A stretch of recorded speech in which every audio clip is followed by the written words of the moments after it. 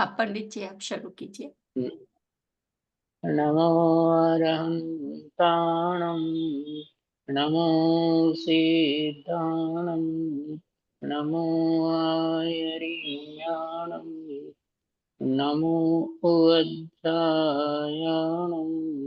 नमो लोये सहस्राणं मङ्गलं भगवान् वीरो मङ्गलं गौतमो गणी मङ्गलं कुन्दकुन्दार्यो जयमुदर्भोऽस्तु मङ्गलम् सर्वमङ्गलमाङ्गल्यं सर्वकल्याणकारकं प्रधानं सर्वधर्मः जयनं जयतु शासनम् जयनं जयतु शासनम् जयनं जयतु शासनम्। आप सबसे पहला प्रश्न तो ये कि मंगलाचरण क्यों किया। ग्रंथ का स्वाध्याय तो नहीं हो रहा है, तो जो महापुरुष होते हैं वो जिनवाणी से भी प्रयोजन की दृष्टि से बड़े होते हैं।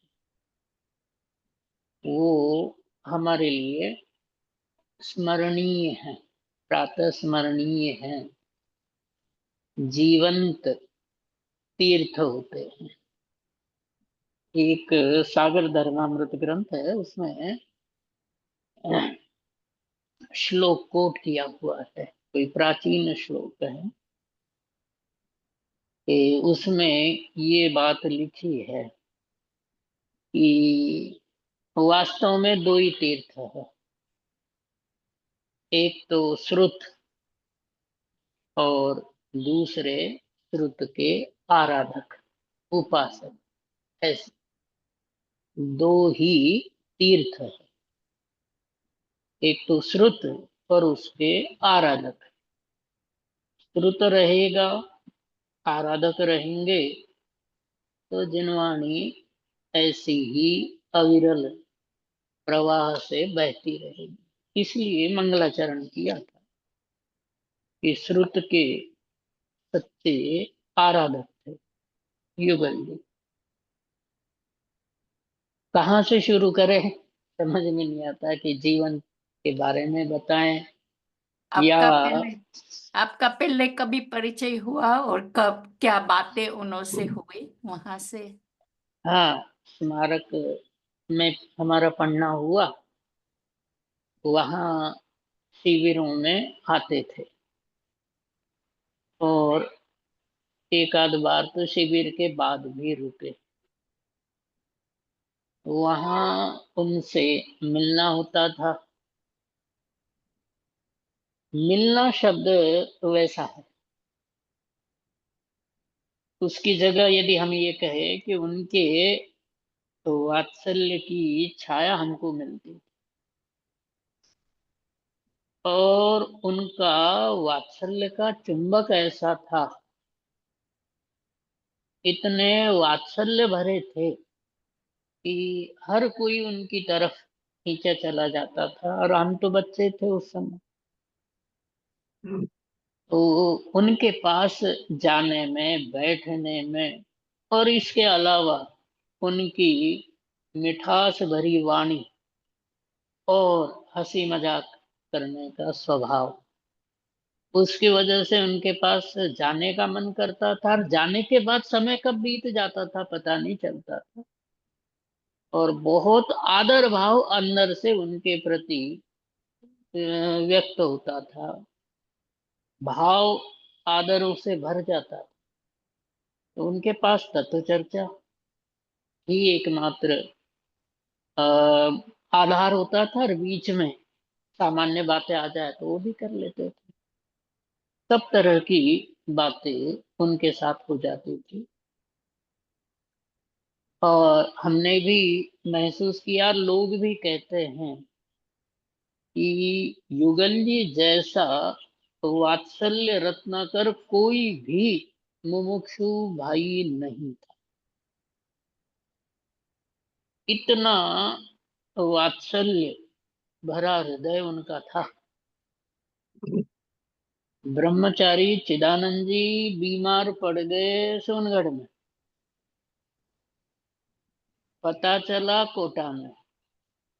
बेटे चिन्मय से कहा कि वसंत भाई को फोन मिलाना। वसंत भाई को कहा कि वो बीमार पड़े, उनका ध्यान रखना और उनकी रिपोर्ट मुझे देना कि क्या हुआ और क्या इलाज किया। कितना वात्सल्य।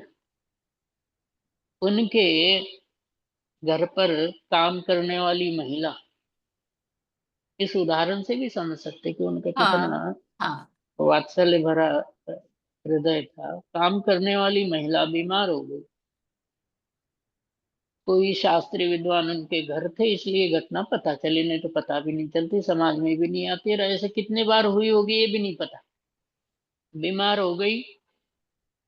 लड़कों ने पूछा कि मम्मी जी कहाँ गई।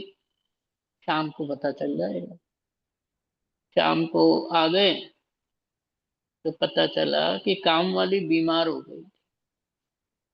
3 दिन तक, हिंदी समझ में आती है, 3 दिन। हाँ। हम्म। हाँ, 3 दिन तक माता जी बोलते थे हम कि वो उनके घर जाए, उनका झाड़ू पोछा बर्तन और उनका सिर दबाना, ये तो बच्चों ने अपने आंखों से देखा। तो अपने काम वाली के घर पत्नी को भेजना, सेवा करवाना, इससे आप समझ सकते हैं कि जब एक सामान्य काम वाली, सामान्य तो क्या कहे, जो भी है, काम वाली के घर भेजे तो उनको विद्वान जो उनके घर आते थे, चाहे वो छोटा सा बच्चा ही हो, 2 बातें वो करते थे। विद्वान का पूरा ख्याल रखते थे। विद्वान के कपड़े भी प्रेस करके लाने हो, एक सुरेश जी थे, वो सुना रहे थे कि हमारे कपड़े लेके वो प्रेस के लिए जा रहे थे, तो हमने कहा कि नहीं हम जाएंगे। अरे बोले तुम्हारे इतने छोटे हैं कि मुझे नहीं आएंगे, मैं नहीं पहनूंगा, मैं वापस दे दूंगा, हंसी मजाक करते हुए कपड़े ले जा।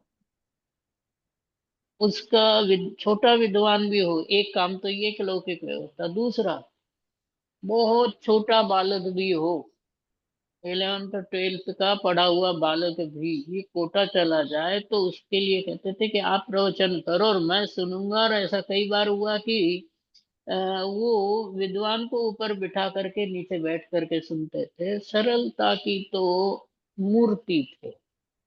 और वात्सल्य के बारे में लोग कहते हैं कि उनके जैसा वात्सल्य मेरु, जैसे मेरु से बड़ा पर्वत इस 3 लोक में नहीं है, वैसे वात्सल्य के बारे में युगल जी से बड़ा कोई नहीं था। वो एक बात है स्वामी जी में और उनमें, स्वामी जी भी मूल दिगंबर परंपरा से दूर जन्मे थे, तत्व से दूर जन्मे थे। वैसे युगल जी भी तत्व से बहुत दूर जन्मे, लेकिन पुण्य प्रबल था। कोटा में उनको जैन परिवार के घर एडॉप्ट किया गया, गोद लिया गया और वहां उनको जैन धर्म के संस्कार मिले। कोटा में जब वो पढ़ रहे थे तो 15-16 वर्ष की, 14-15-16 वर्ष की उम्र रही होगी जब वो स्कूल में पढ़ते। तो वहाँ राजेंद्र कुमरेज नाम के एक अध्यापक थे, जो उस समय स्कूलों में, जैन स्कूल था, धर्म अध्यापक, अध्यापक मतलब टीचर, धर्म के टीचर थे। उनकी नियुक्ति होती थी, सब्जेक्ट भी होता था। और जो धर्म के टीचर थे वो पोएट भी थे, कवि भी थे, कविताएं लिखते थे। तो इनके मन में भी जिज्ञासा हुई कि कविता कैसे लिखते हैं। तो टीचर ने तुरंत एक कविता लिख करके उनको दे दी। अब ये आश्चर्य में पड़ गए कि ऐसे कैसे। तो फिर उस दिन से कविता के बारे में उनके मन में वात्सल्य प्रेम जागृत हो गया। और उस समय स्वतंत्रता आंदोलन समझ गए ना, फ्रीडम मूवमेंट, हाँ वो जी। उस समय इंडिया में चलता था। तो राष्ट्रभक्ति, देशभक्ति, ऐसी कविताएं वो लिखते थे। उनकी शैली छायावादी थी। उनको महादेवी वर्मा, सुमित्रा नंदन पंत, ये नाम नहीं सुने होंगे। और सबसे ज्यादा मेरी खुद की उनसे के साथ चर्चा हुई तो उन्होंने कहा कि मुझे कामायनी एक काव्य संग्रह है, महाकाव्य है, जयशंकर प्रसाद का, बहुत सुंदर शब्दों से भरा हुआ, और वो उनको बहुत प्रिय था। और केवल रवि किरणों से उनकी जो पूजन है उसके बारे में सबको पता ही होगा, आप लोगों को भी पता होगा कि कैसे लिखी गई थी। कोटा में ज्ञानचंद जी थे, प्रवचन करते थे। वो सोनगढ़ गए थे। यहाँ दो बातें और कहना चाहूंगा।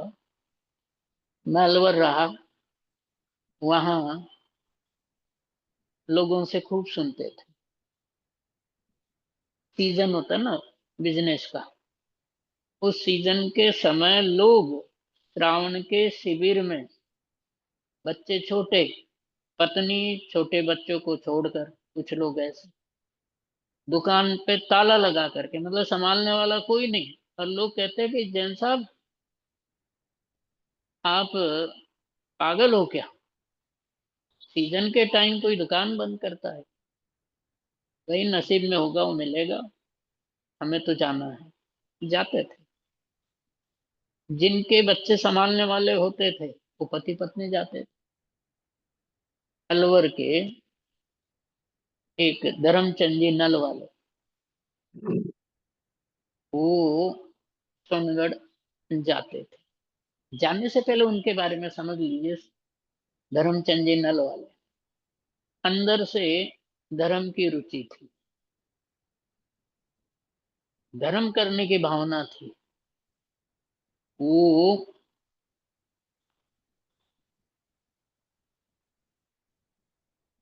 वहां सोनगढ़ कैसे गए कि धर्म की रुचि होने से, संघ होते हैं ना मुनियों के, उस समय भी मुनि थे, उनके संघों में जाते थे, खूब सेवा करते थे, आहार दान देना, दान देना, पैसे वाले भी थे, मुनियों को लाना, मुनियों को ले जाना, सुनना उनका प्रवचन। लेकिन जैसे निहाल भाई ने भी बहुत किया, लेकिन अंदर से संतुष्टि नहीं थी। जैसे मेरे बारे में बताऊं कि कितना भी पढ़ूं, कितना भी लिखूं, लेकिन जब तक स्वामी जी के शब्द कानों में नहीं पड़ते तब तक मन बेचैन रहता है।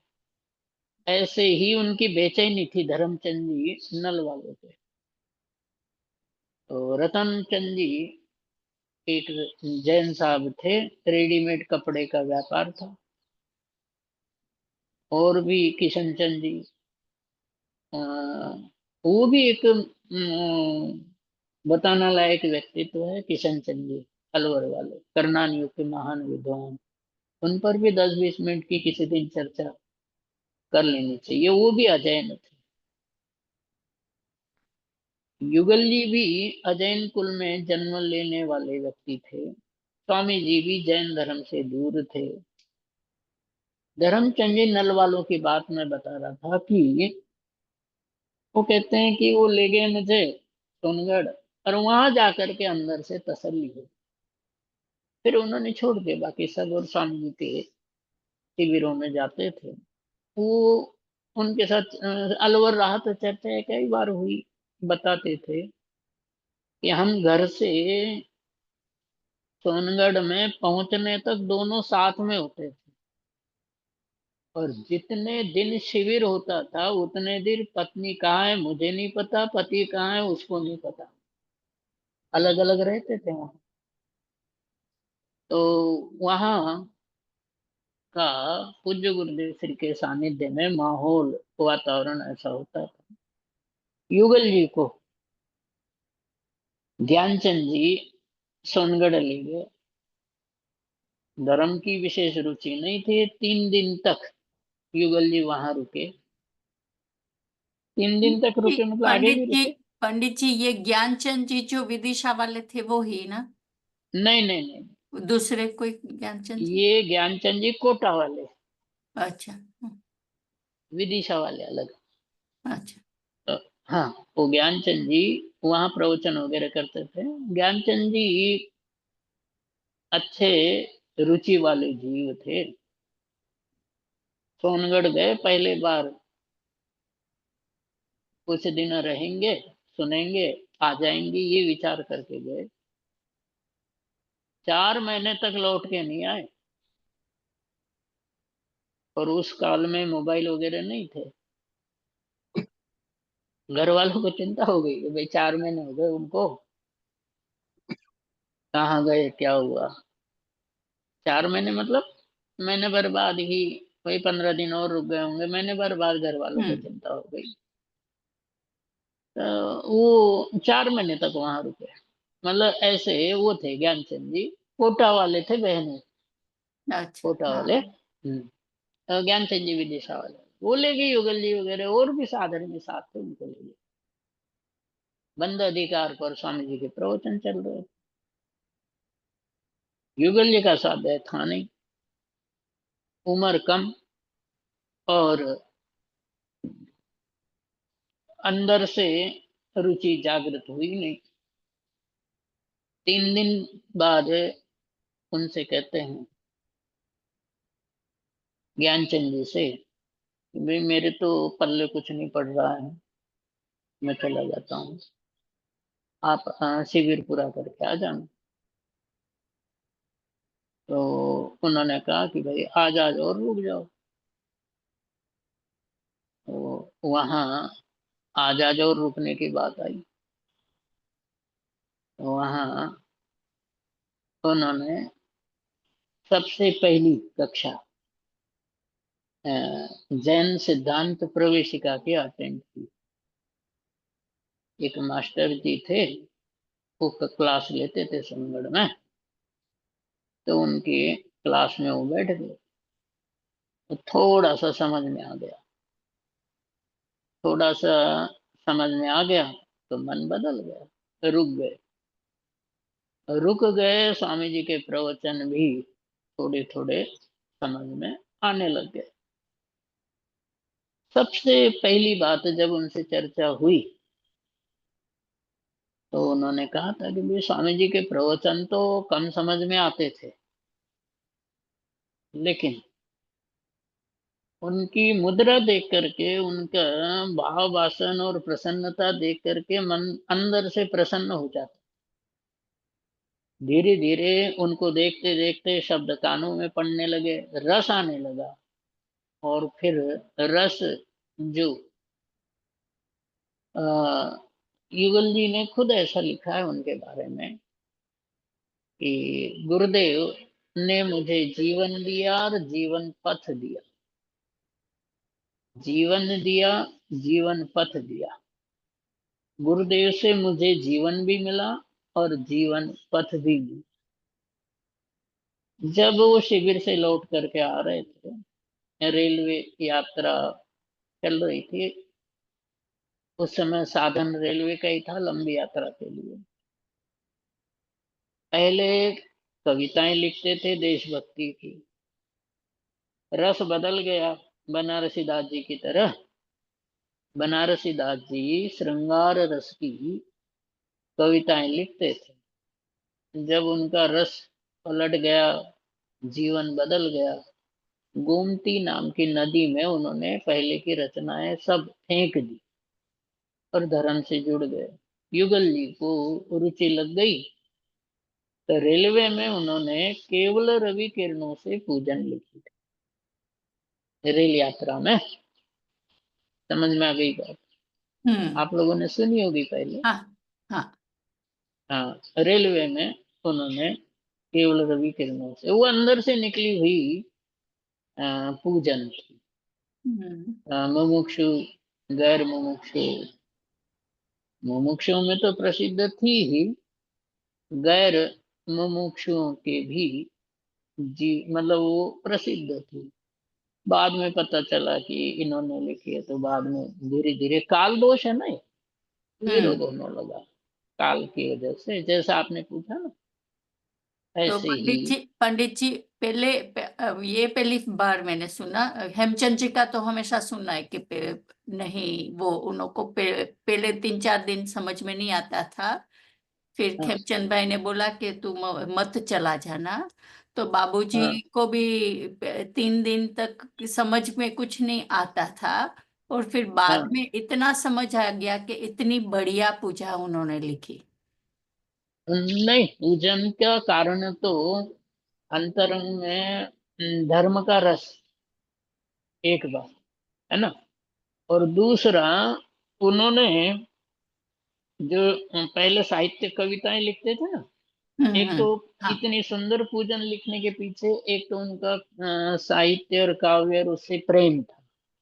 दूसरा, तत्व ऐसा सरल था उसमें, तत्व शुभ भाव के बारे में विशेष रूप से लिखा, मुनि का जीवन कैसे होता है वो लिखा। और आपने बात सही कही है कि उनको समझ में धीरे धीरे आया, लेकिन जितना शुरू में समझ में आ गया वो शब्द वाले समझ थी। तो ऐसा कहते हैं कि उनकी पढ़ने की शक्ति भी उस समय बहुत ज्यादा थी। बिना किसी के सीखे 3 दिन में तो उन्होंने प्रवचन सार पढ़ लिया और उसकी परीक्षा भी दी। ओ। हम्म।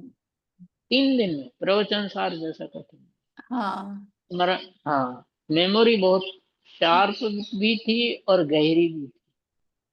और जैसा आपने कहा ना कि स्वामी जी को स्टेज पर महिलाओं का नृत्य पसंद नहीं था, तो युगल जी मना करते, स्ट्रिक्ट थे।